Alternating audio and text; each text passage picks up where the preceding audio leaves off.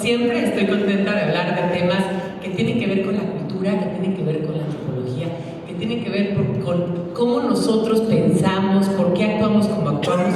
Y resulta que hoy escogimos un tema que, pues, hace la mano a quien no le guste este tema. A ver, atrévase alguien a alzar la mano. Pues es un tema tan connatural al ser humano que a mí me gustaría que ahorita nos dejáramos de prejuicios, de ideas preconcebidas, abriéramos nuestra mente, nuestro espacio cultural, para pensar un poco más antropológicamente en por qué a los seres humanos nos gusta tanto el sexo.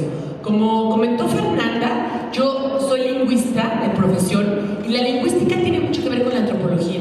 O sea, tiene mucho que ver en preguntarse por qué el ser humano es como es y piensa como piensa y actúa como actúa. Entonces, si nosotros nos ponemos a pensar en eso, hacemos una investigación exhaustiva, que en este caso consta de 7 libros, donde vamos haciendo investigación de cómo pensaban los hombres de la prehistoria, después los de la antigüedad, después los de la Edad Media, después el Renacimiento, después en la Edad Moderna, luego en la Revolución Industrial, luego en el siglo XX, y cómo piensan los jóvenes de hoy en día en relación al sexo, y vamos repasando esa realidad humana y vamos viendo por qué nos gusta tanto el sexo, y yo los acompaño a ustedes a que pasen conmigo en este recorrido que tiene que ver, como les digo, con la naturaleza, con lo que somos, con la cultura.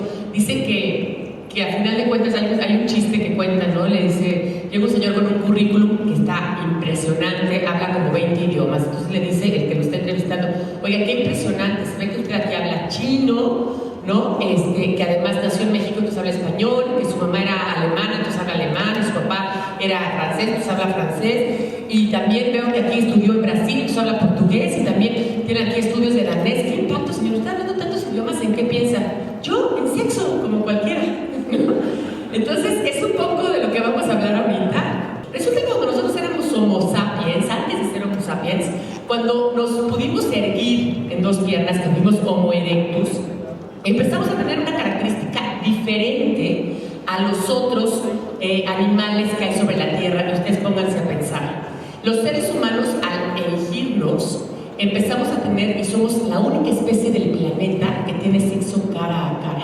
Y entonces se forma el orgasmo femenino, el sexo cara a cara, y muchísimas cosas que ninguna otra especie tiene. Por ejemplo, el beso, ¿no?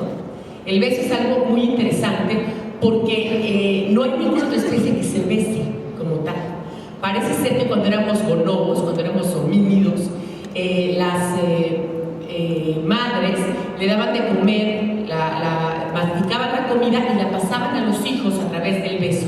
Entonces, era una especie como de boca con boca que se quedó como un signo, digamos, de la diferenciación que nos hace a nosotros, Homo sapiens, ser diferentes a las demás especies y justamente tener esta compulsión al sexo. Resulta que los hombres prehistóricos tenían una compulsión por lo sexual. Los antropólogos se han dado cuenta que los bonobos o estos homínidos hacen todo a través del sexo. Por ejemplo, buscan frutas y las intercambian por sexo, intercambian la comida por sexo, intercambian armas por sexo, es decir, están todo el tiempo pensando en sexo. Si nosotros descendemos de esos seres, digamos, esos seres, podemos decir que la urgencia por tener sexo está en nosotros porque descendemos todos de gente que tenía esa misma urgencia. También quiero decirles que el sexo tiene que ver con una pareja, es decir, tiene que ver con 2 personas. Cuando nosotros éramos organismos unicelulares, nos reproducíamos por mitosis y entonces una célula daba otra, daba otra, daba otra. Pero de pronto se dio esta reproducción sexual que era pasando información de una célula a otra y crear una tercera célula. Eso se llama sexus, que quiere decir justamente el masculino, el femenino, el masculino que da, el femenino que recibe y todo lo que conlleva esto.